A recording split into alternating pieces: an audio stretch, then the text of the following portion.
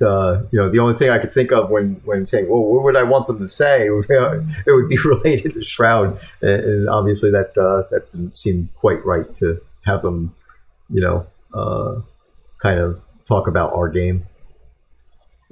Anyway, we were frozen there for a minute. Your voice was hopefully coming through, but our output was frozen there for a bit. And I'm getting an ad. It's just an ad.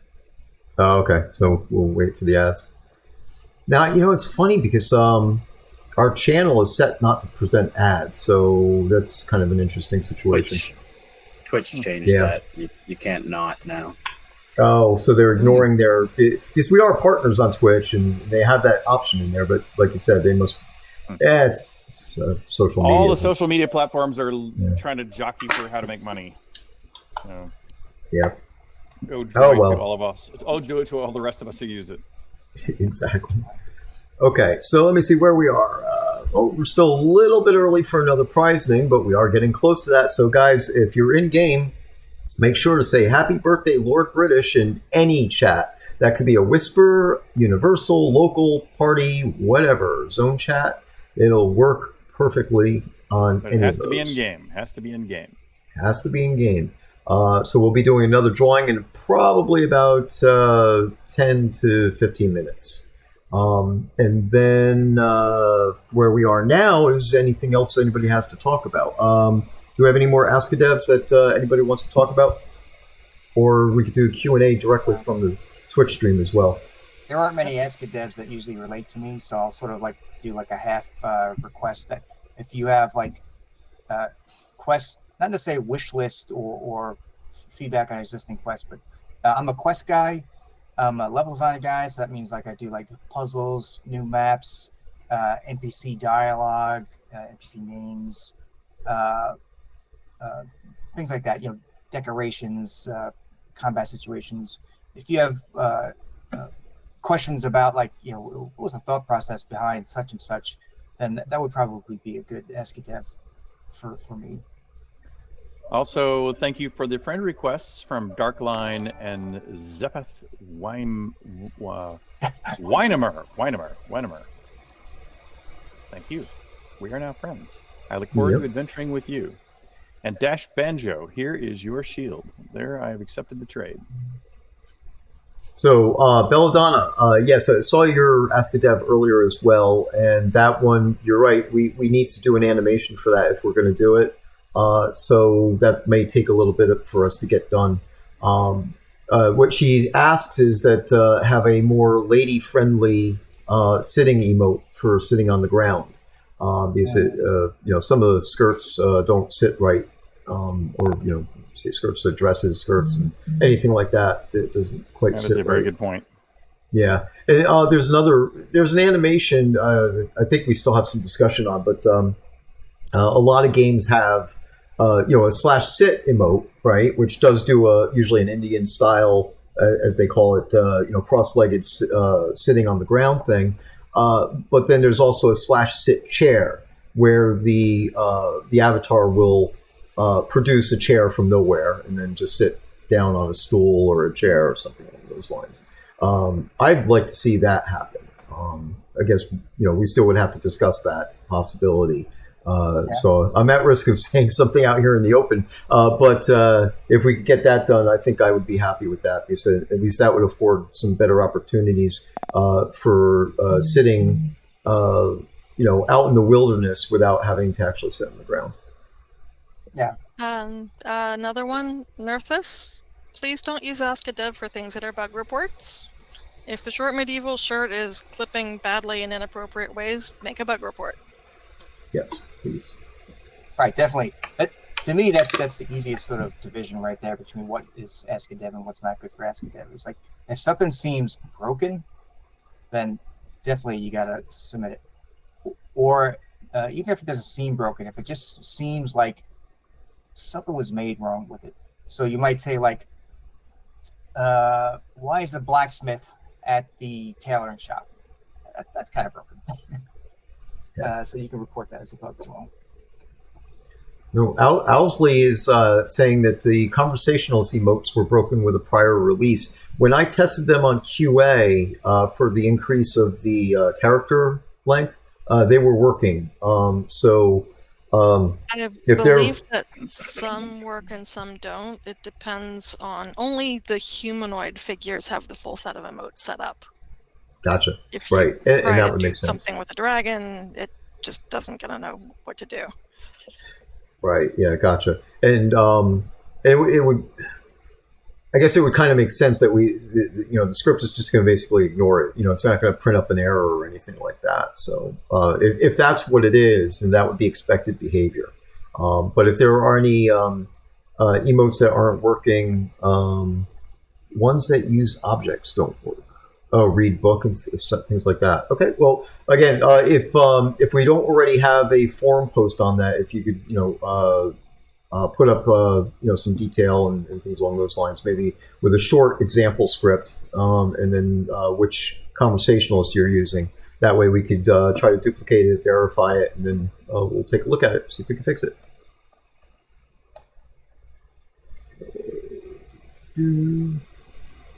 Okay, Gwendolyn's given some more details of what might be going on there. So yeah, definitely that's all forum related stuff. Do a bug report in the forums, and we'll find out if we could find what the issue is on those things.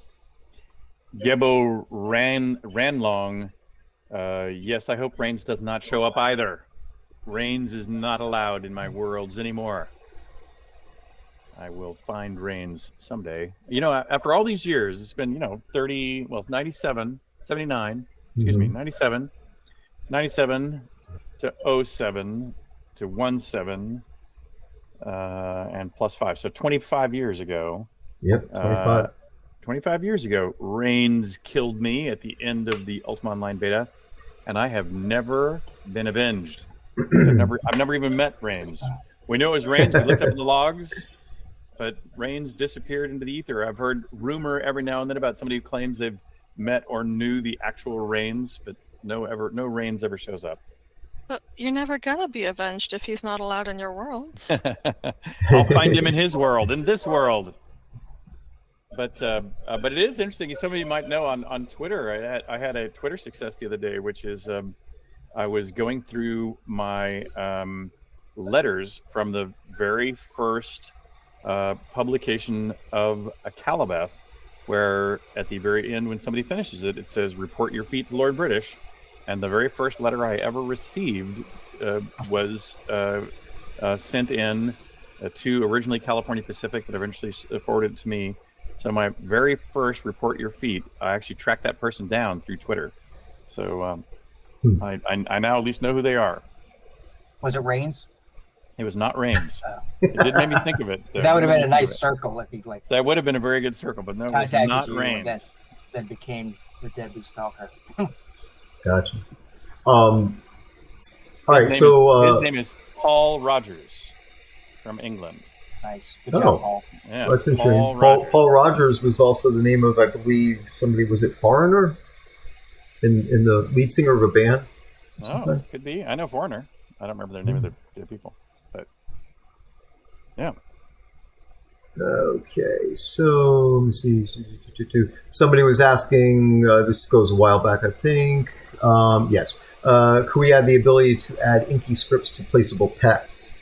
We don't have any plans at this time to advance the inky scripts into existing deco pets or combat pets. It's a different classification. So there actually is limitations right now when you, we shouldn't say right now, but there's limitations where if you have a conversationalist, it has to be placed on a player's lot. I think deco pets could be placed on pot or land. Is that right, Allium, or no? No, there are animal spawners that can go on pod. Ah, that's right, the animal spawners. More restricted.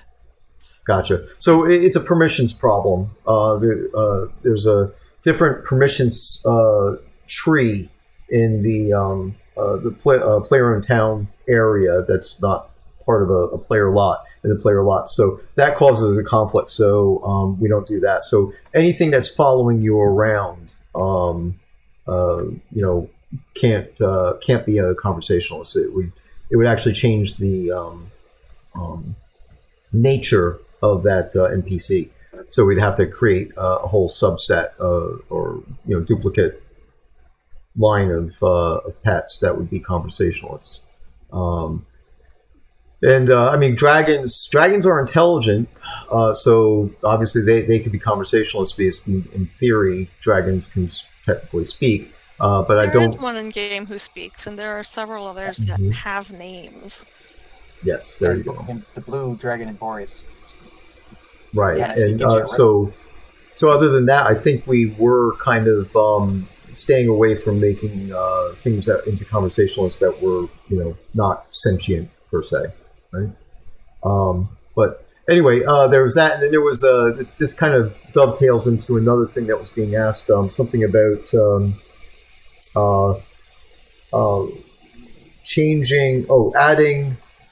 adding some buffs that are normally on combat pets onto deco pets, but that would make them into combat pets. So no, I don't think that we're going to be doing that either. Deco pets are specifically for that purpose. So again, if we were going to do something like that, we'd really just make another version of that pet to be a combat pet. But we're also talking about the examples that were brought up, I believe, in the forum posts were some pretty small, although they might be fierce in battle, they probably still wouldn't last very long as far as the practical sense. Shooting down my dream of battle sheep. Yeah, kind of. Sorry.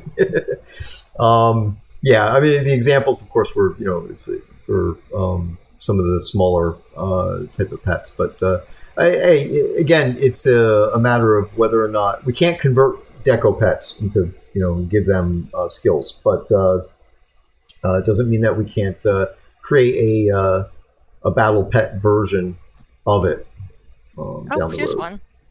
Osley asks, can we have a search all containers option? Oh, that would be nice. In fact, the GM go ahead. refine. Yes, we've been talking about that off and on. Never really got to have an official conversation about it. And of course, this would all be double cult to get it done.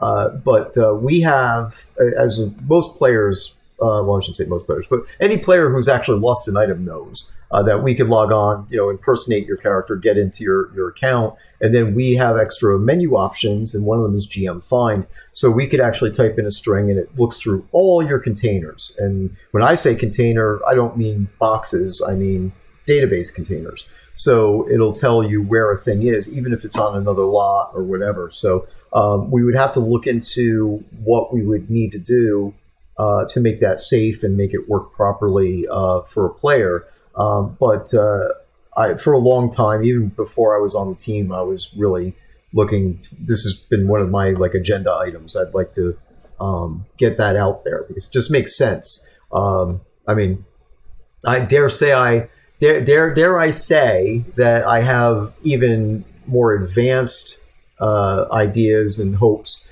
that would allow a player to be able to peruse their inventory in other ways, but I will not go into the details of that because I highly doubt that we have the resources or ability to get that done and also maintain security. So I think that most of you guys would know what I'm talking about from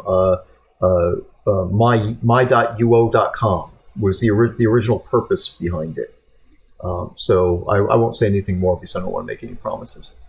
That would also, since it's a huge database hit every time you run that search, have to be on a time or cooldown the same way using the property manager is. Yeah, exactly. Right. Yeah. So, like I said, this will require some discussion, but I think the GM find is definitely something that we could figure out a way to make that available to players. It would reduce support calls and overall be a huge quality of life change. So when's the next prizing happening? Actually, right now. I'm going to go generate it right now. Excellent. While you're generating, I'm going to go grab myself a soda pop from the downstairs refrigerator. I will be right back. Okie dokie. Okay. One going. What is what's next up? What are we looking forward to in this Well, at this point, we could start going adventuring. I think we've touched on all the other items that need to be touched on. We've got a group doing the top rise room right now. I'm going to move to one side, and I'll let people know if they didn't get one of the Lord British 62 shield items, they can come find me, and I'll give them more. I'm still in Castelletos. I'm to one side of the Lord British rug. I'm gonna start doing some juggling emotes. Hopefully, people will be able to see me. Maybe everyone's got the shield already. But if you haven't got the shield, like I said, come look for me. We'll do the swap. Yep. Do the trade. To get and if you haven't gotten the shield at this point, please do try to get it now. Once the stream is over, those shields are locked. We will not be giving out any more after that. So that if I have extras in my inventory, I'll just delete them all. Yes, sir. You got it. Yeah. Or keep one for yourself, of course. Who wants a Lord British? Oh, I mean, I love the Lord British shield. It's too late. I already got my certificate.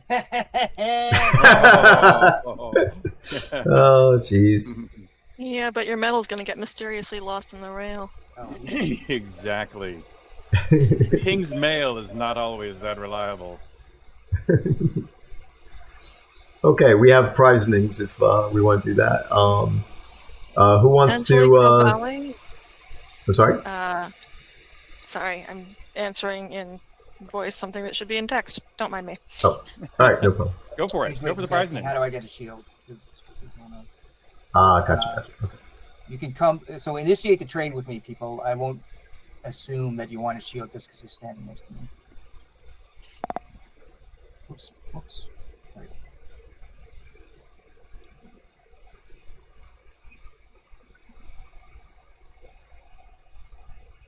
Sometimes it takes a while, by the way.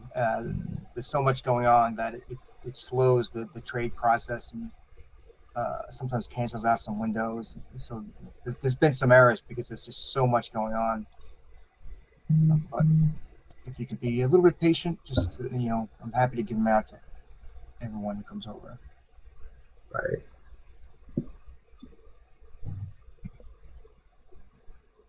And each trade does take a while, Richard. You would have been there still doing trades, I think, if you didn't ask them. Yep.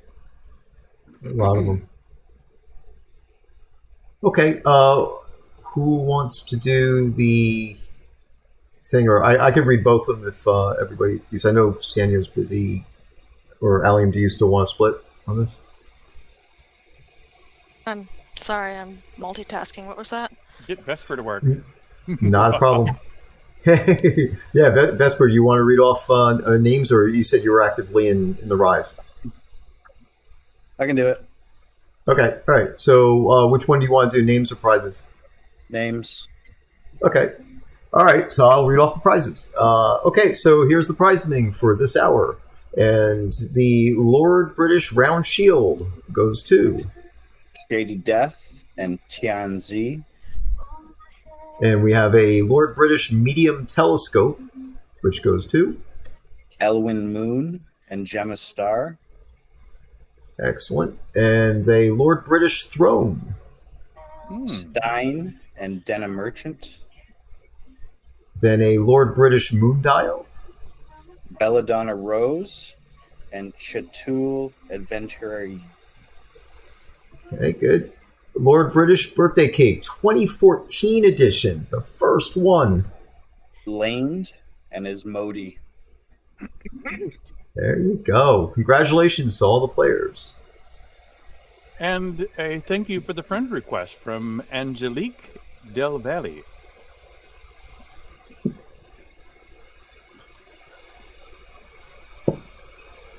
I'm covering up things using O's.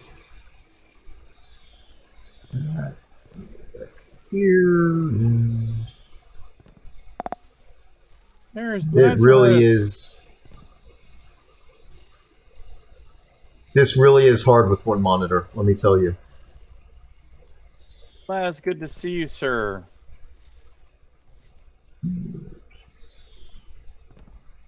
this is where I want to be. Can we bring back Minax? Oh no, she's been gone a long time. Okay, so yeah, that's true. So of course, just to address that on a more real world level, of course, there's competing IP, things that are owned, sadly, still owned by EA. We cannot, we can't bring into the game. Though there might be in the future some vague references to some familiar personalities that the players may be able to sort out who it is. But yeah, we will definitely avoid bringing those in. And then going back more into the canon and lore aspect of things, as Lord British may be the better one to give details on this. There was a cataclysm, which brings us into this, and the lands were renamed to New Britannia because the world was basically reformed after the cataclysm. So that is true, and yes, it's more better. That's not the right way to. That's not good English, but more betterer.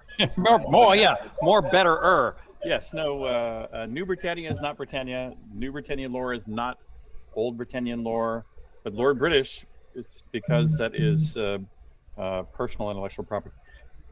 Excuse me. Lord British transcends both, but they're technically separated by the cataclysm. So we keep as much separate as possible. Fortunately, not only is Lord British me, but so were a lot of the main companions. Those are actual real people. And so the companions, those individuals, also have come across as themselves here to the new world. And so we do have a solid basis of continuity, but we're very careful to avoid anything that could cause legal trouble. And also, if you're just looking for big name bad guys, we'll make sure to add those in with the upcoming big storylines, and hopefully they scratch a little bit of that itch. Mm-hmm. Hold on a second. I have to. Do this. Okay. We have another person. Another one of the dev team members trying to join in, and I'm not seeing the request to join.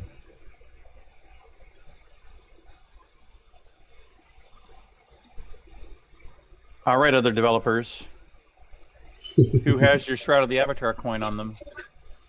Oh yeah, I got mine.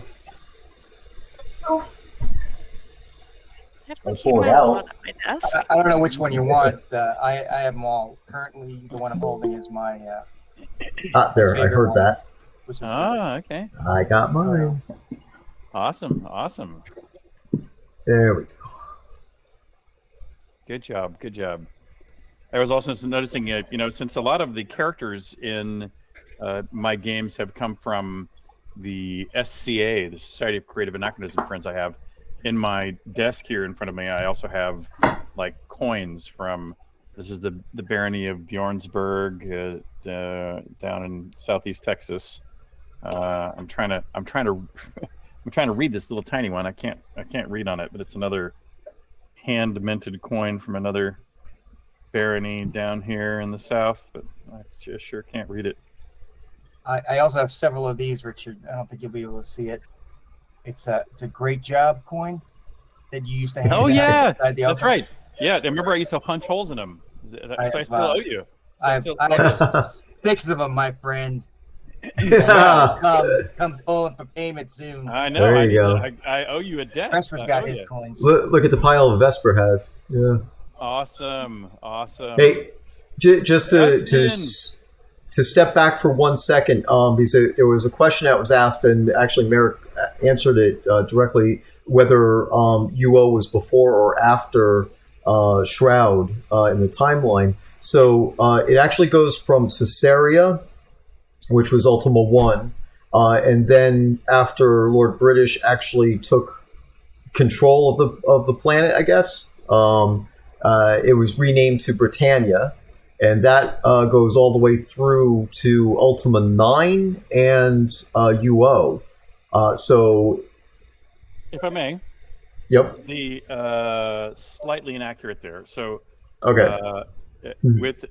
Ultima Online comes immediately after Ultima 1.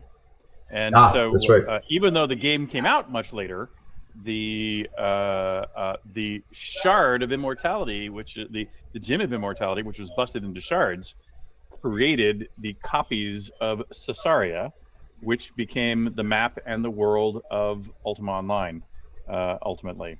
And so it was a splinter at that moment. So the players of Ultima Online didn't live through, so to speak, the rest of the stories of Ultima 2, 3, 4, 5, 6, 7, 8, etc.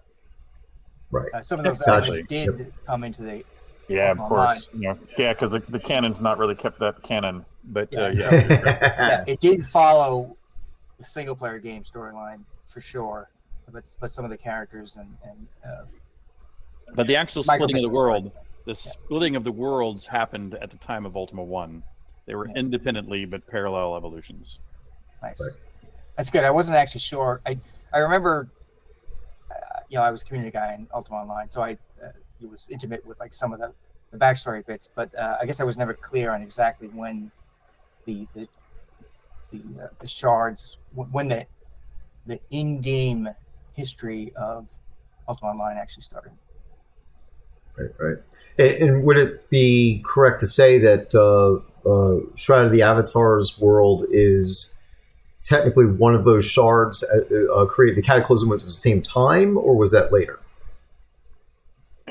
Well, they are not actually connected, but hypothetically, you could at least imagine that the end of Ultima 9 involved the pillars that the Guardian had plunged into Britannia, that were dragging. Those pillars were being dragged through the continents in order to destroy Britannia. And the Avatar in Ultima 9 ultimately stopped those by sacrificing himself and destroying the Guardian, and with that, the columns went away. But as a hypothetical, you could at least imagine that the orbit of those moons would now be disturbed. And so our world starts with a moon in Cataclysm. And so you could, at least could imagine that those moons, Tremel and Feluca, had they existed in our history, could have collided and created the destruction you see in the sky now. So you could argue, I guess you can argue a bunch of different ways, but you can argue that there's an intersection of historic events or similarity of historic events that may or may not be correct. Yeah, just similarities. Because who really knows? We don't have documentation. It's Lord British travels from world to world, and they all have, just like the worlds which Lord British visits. For those of you who are old enough to remember the deep dark past, as you started to mention there, Ravlox, Ultima 1 was in Caesarea, which is based on a Dungeons and Dragons world that I had created. Ultima 2, because I wanted time travel, the map became Earth, and there was some relevance to like the continent of Pangaea, or the aspects of futuristic spaceflight versus medieval history. Needed a map that could be modified and that you would still recognize, so that's why I chose Earth.